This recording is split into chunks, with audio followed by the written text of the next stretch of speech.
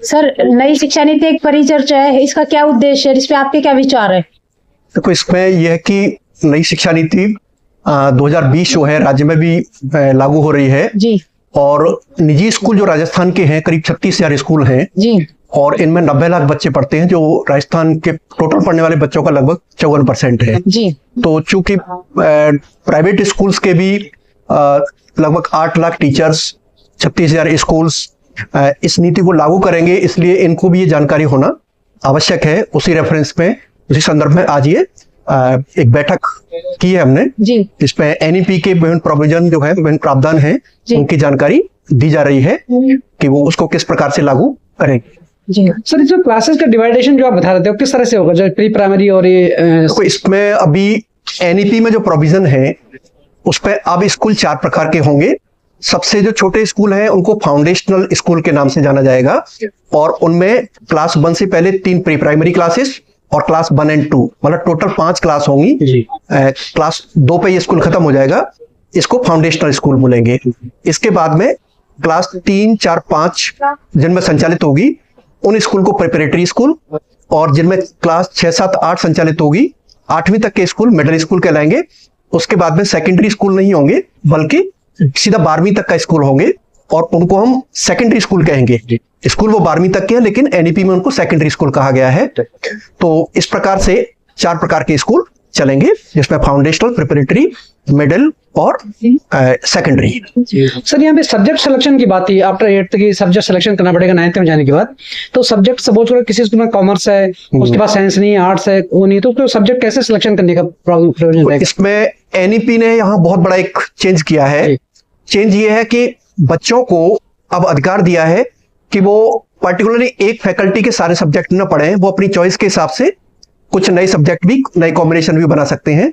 जैसे पहले ये था कि जिस बच्चे ने साइंस बायोलॉजी ली उसको फिजिक्स, केमिस्ट्री, बायोलॉजी पढ़नी पड़ेगी, लेकिन अब वो ये हो सकता है कि एक ही बच्चा फिजिक्स भी पढ़ रहा है, केमिस्ट्री भी पढ़ रहा है, लेकिन साथ में म्यूजिक ले ले या पॉलिटिकल साइंस ले ले। तो एक फ्लेक्सिबिलिटी दी गई है बच्चों को कि वो इस तरह से सब्जेक्ट ले लें। अब इस फ्लेक्सिबिलिटी के हिसाब से स्कूलों को भी चेंज करना पड़ेगा, क्योंकि स्कूल में इस प्रकार के सब्जेक्ट्स होंगे जहां बच्चा ऐसे कॉम्बिनेशन चुन सके। और इसके लिए यह है कि जो ग्रामीण क्षेत्र के छोटे स्कूल हैं उनमें कॉम्बिनेशन बनाए जाएंगे 5-6 सब्जेक्ट के। थोड़े बड़े कस्बे के स्कूल हैं उनमें करीब 10 सब्जेक्ट के कॉम्बिनेशन, और जो और बड़े जिले के स्कूल हैं उनमें लगभग सभी सब्जेक्ट होंगे। तो यहाँ क्या है कि एक एनसीएफ में नेशनल करिकुलम फ्रेमवर्क और उसके बाद में स्टेट करिकुलम फ्रेमवर्क, उसमें पाठ्यक्रम के एरिया तय किए हैं, फिर एरिया के अंदर फिर अलग अलग पाठ्यक्रम के मॉड्यूल तय किए हैं। उनमें से बच्चे चुनेंगे।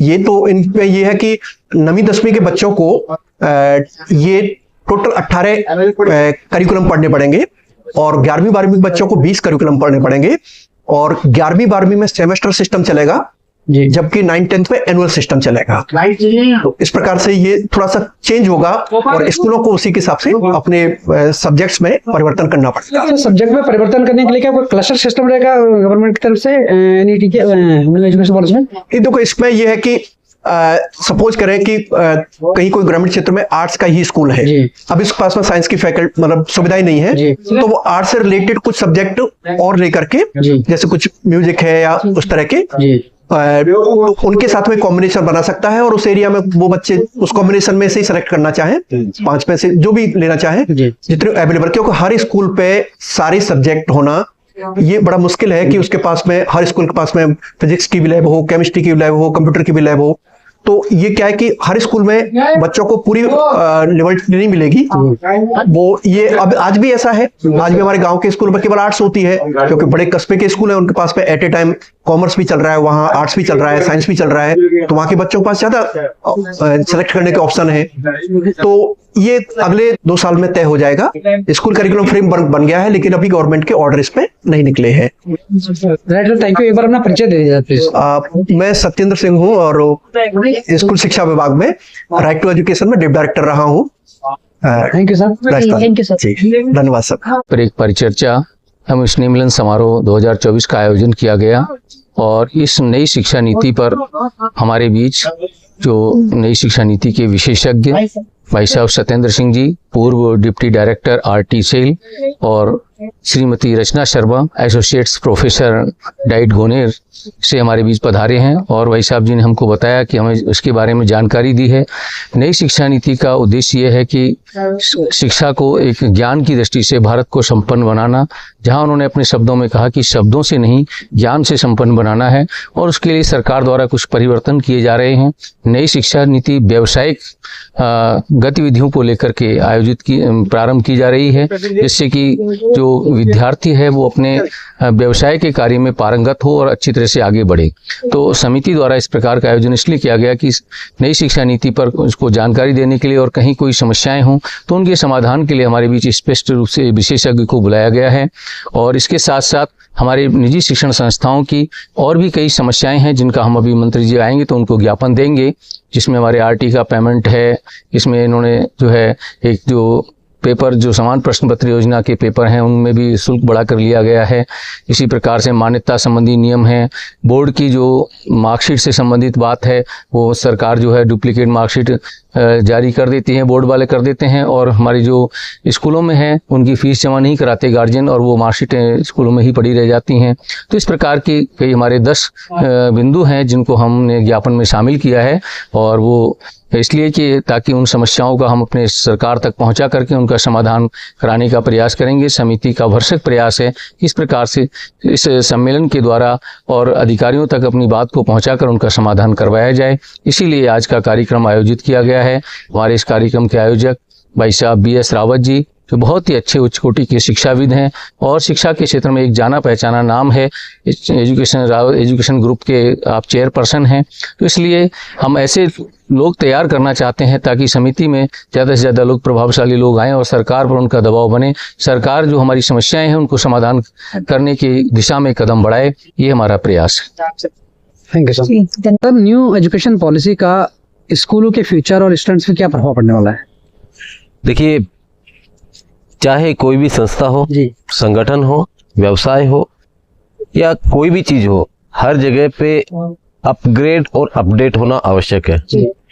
बदलाव हमेशा प्रकृति का नियम रहा है, तो समय समय पे चीजें बदलती है। ठीक उसी तरह से आज की मांग के अनुरूप नई शिक्षा नीति जो केंद्र सरकार ने जारी की है, वो आने वाले भविष्य के नागरिक, देश के नागरिक अच्छे बने, संस्कारित हो, स्किलफुल हो, उनके अंदर समावेश हो स्किल्स का, और साथ ही साथ जैसा अभी बताया गया कि उनके पास में संस्कृति, हमारा जो प्राचीन ज्ञान है उसका भी उनमें समावेश हो, ताकि हम आने वाले भविष्य के जो नागरिक हैं उनको मजबूती से स्किलफुल बना सके, ताकि वो इंडिपेंडेंट बन सके, बेरोजगारी से बाहर अपना स्वरोजगार स्व निर्माण कर सके, अपने पैरों पे खड़े हो सके। सर, ये तो हो गई कि स्वयं के पैरों पे खड़े होना, लेकिन अभी स्कूल बात है कि जिन स्कूलों के पास आर्ट्स का सब्जेक्ट है, कॉमर्स का सब्जेक्ट है, ओनली साइंस ही पढ़ा रहे हैं, वो स्कूल किस तरह से अपने सिस्टम को मैनेज करेंगे? देखिए, ये आर्ट्स, कॉमर्स या साइंस को कहीं दूर नहीं कर रहे हैं। स्किलफुल चीजें जो है उनमें हर स्कोप है, हर क्षेत्र का स्कोप है। आर्ट्स के स्टूडेंट्स के पास में ह्यूमैनिटीज है, उसमें अलग अलग तरह के सब्जेक्ट्स हैं, उनके पास अलग अलग तरह के स्कोप है। हमारे कॉम्पिटिटिव एग्जाम जो होते हैं उनमें भी उनके लिए स्कोप है। कॉमर्स का चार्टर्ड अकाउंटेंट बनने के लिए, अकाउंटिंग क्षेत्र में जाने के लिए गवर्नमेंट की कई तरह की ऐसी वैकेंसीज होती है जिनमें उनको जाने के लिए वहां पर स्कोप है। और साइंस में यकीनन केवल डॉक्टर और इंजीनियर ही नहीं, उनके और भी बहुत वास्ट क्षेत्र हैं जिन्हें इस तरह के आयोजन करके हम लोग बच्चों को भी अपडेट और अपग्रेड करना जरूरी है, ताकि उन तक सही इंफॉर्मेशन पहुंच सके और वो चुनाव कर सके अपने करियर का हर एक सब्जेक्ट के। इसमें मिडिल स्कूलों पे क्या प्रभाव पड़ेगा इसका? मिडिल स्कूलों पे कोई विशेष प्रभाव इसलिए नहीं पड़ेगा क्योंकि मिडिल स्कूलों के लिए कुछ बदला नहीं गया है, केवल 3 नए रूम्स का निर्माण करने के लिए बोला गया है, और वो भी तब जब उनके पास में नर्सरी, केजी, प्रेप नहीं चल रही हो। 3 क्लासेज ऐड की गई है, तो इन 3 भवन होने आवश्यक है, ऐसा एक निर्देश है।